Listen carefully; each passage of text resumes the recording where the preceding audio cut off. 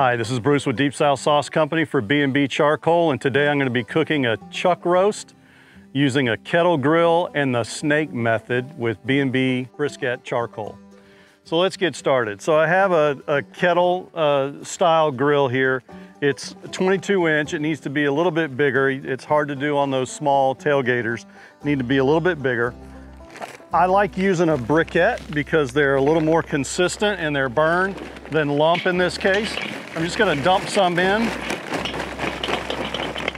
Now the chuck roast is gonna take several hours, so I wanna be sure to put enough in that I can create the snake to kind of go around the edge of the kettle here.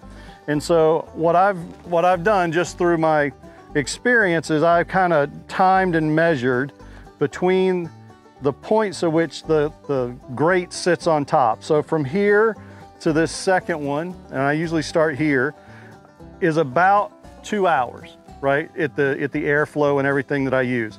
So what I'm gonna do is I'm just gonna take my briquettes, and I've timed this using, you know, the B&B Charcoal competition briquettes, and I do 2 wide, and I'm just gonna kind of set them up like dominoes. Right, and this could take 10, 15 minutes. It's a little bit of time, but it's well worth it at the end of the day. I mean, this is gonna be a several hour cook. So I'm trying to use my most all these are very intact. Just kind of lay it around. Because of the cook, I'm gonna do 2 rows of it, and actually some on top as well. And what it does is it snakes around the edge, and if you need to, you can put a spacer and come back around in between. But I'm just gonna line these up, and I'm gonna stop here for now. You're just gonna have to trust me that I'm gonna finish on out. And what I can do to add some flavor to my wood, right? Because I'm gonna put the chuck roast in the middle here, and I'm gonna put a water pan under that, and I'm gonna add some B&B hickory chips, right? So I'm just gonna kind of put these hickory chips along the top, and so as the charcoal burns, these hickory chips will start burning and give me some hickory smoke to add flavor to my meat. All right, and how I'm gonna start this is I'm gonna use the B&B Charcoal starters, and I'm just gonna kind of layer them in here to get me started, and light those.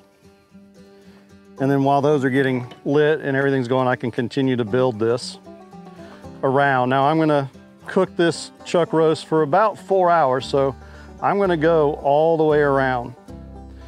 And another way I can control the time is most all smokers have a draw, right? And this one, it's in the bottom. The air is gonna come up from the bottom and go out the top.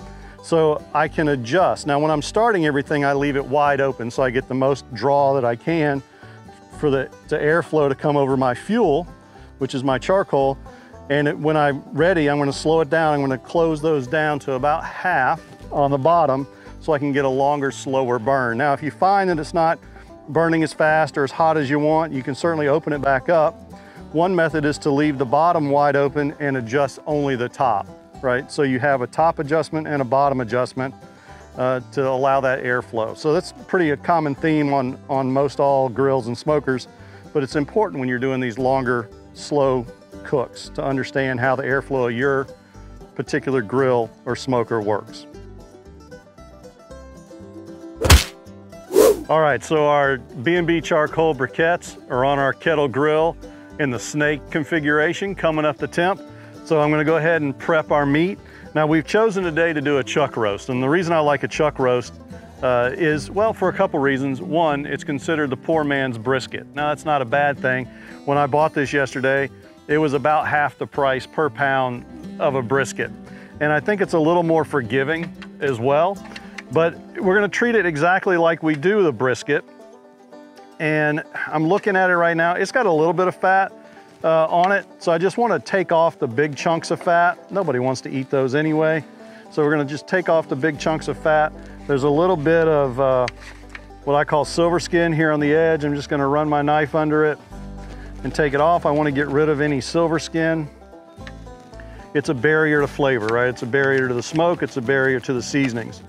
Now, when I do this, when I put it on, it's gonna take several hours to cook, and I'm gonna look to get the temp up in, in the 200s, going for tenderness. So it's gonna be on there for a while. And so I wanna do a couple things to protect it. Number one, it's got some nice fat in it. Number two, I'm gonna put some of our Deep South Sauce Company True Gold on there. Now, I'm not usually a binder kind of a person. I don't think you really need them. I think it gets created itself. But our mustard sauce has a balsamic vinegar in it that reacts with the meat and the seasoning I'm gonna use and makes a really nice crust and flavor. So I'm just gonna kind of rub that in all over. Like I said, I'm not really using it as a binder as much as adding some flavor to it. Because of that balsamic vinegar, it's got some sugar in there. It's gonna create a nice crust and get that smoke. Now, for the seasoning, you could just put salt and pepper on this and be just fine. I happen to be using one of my favorite seasonings here. It's got a little bit of everything in it. I'm gonna make a nice crust here, but for anything that I'm doing that's brisket-like, should have a lot of salt and a lot of pepper. Get a nice liberal coat. This is a big piece of meat, so it can take it. So don't worry about over seasoning too much. You're not really gonna be able to put too much on here that this meat can't handle. Make sure I get all the sides as well. Now, people will talk about a smoke ring and things like that. Now, if I was really concerned about getting a smoke ring, I'd wanna use like an offset stick burner, because that's really where you get your smoke from. So don't worry about getting that smoke ring using the method we're using today. It's all about the flavor, and honestly, the smoke ring is really just a visual. It doesn't add flavor. It's just a visual piece. We're gonna let this sit while our smoker continues to come up to temp, and then we'll be ready to put it on. All right, so the chuck roast has been resting. I finished out creating the snake and put the hickory wood chips around it. I put a third pan with some water in it to go underneath, just to kind of help with the moisture. It's as it should, slowly burning through the snake. The dome temperature was about 250. That's pretty close. I wanna cook at the 250 range.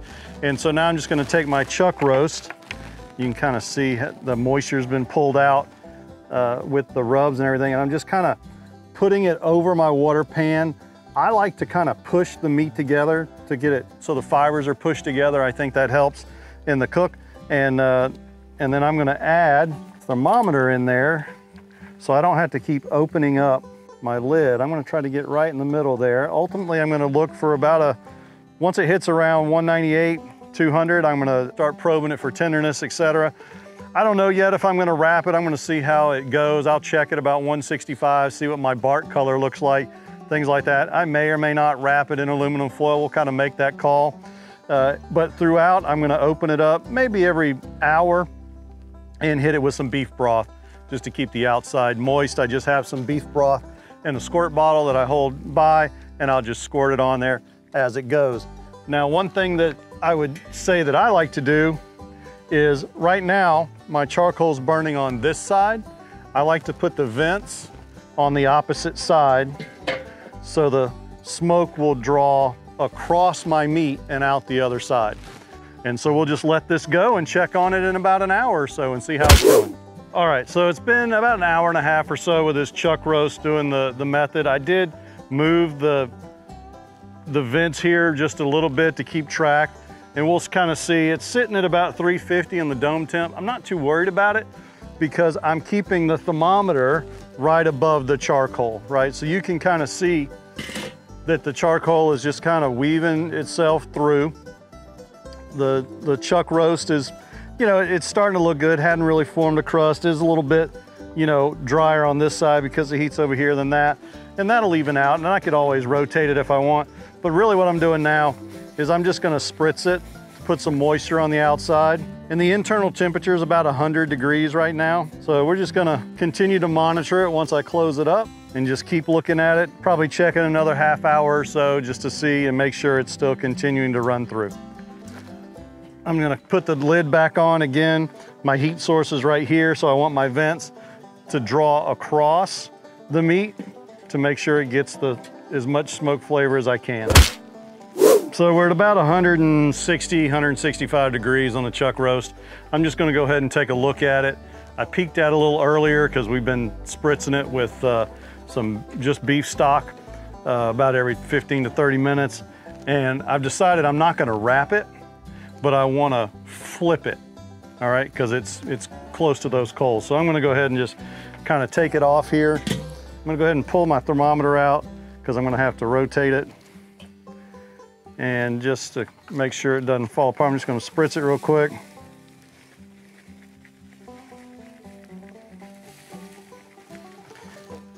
And then I'm gonna just slide this under and flip it just to get a little more crust on the top. There we go. Spritz it a little bit more. And there we go. Let me put the thermometer back in.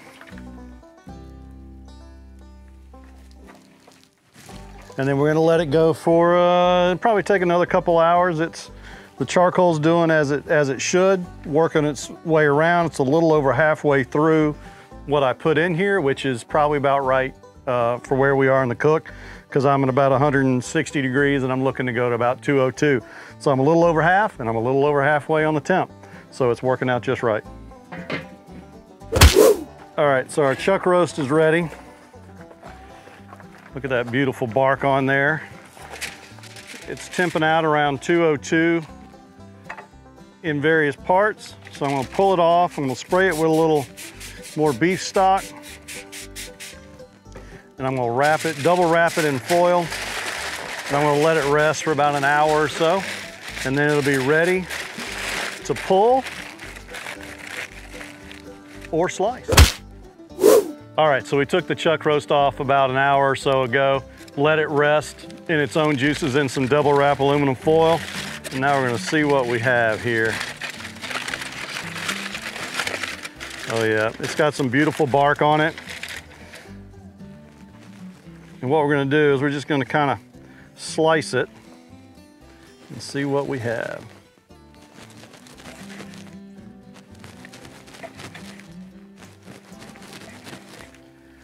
It's not too bad. We got a little bit of a smoke ring. I didn't expect too much because we're not using wood, but we were using B&B charcoal briquettes in the snake method. And so we had that long, slow cook. And so we just kind of have a little bit of ring around there, nice moisture in the middle. Yeah, that's a beautiful cook right there. So this is Bruce with Deep South Sauce Company for B&B Charcoal, and we did a chuck roast smoked on a kettle using the snake method with B&B charcoal briquettes.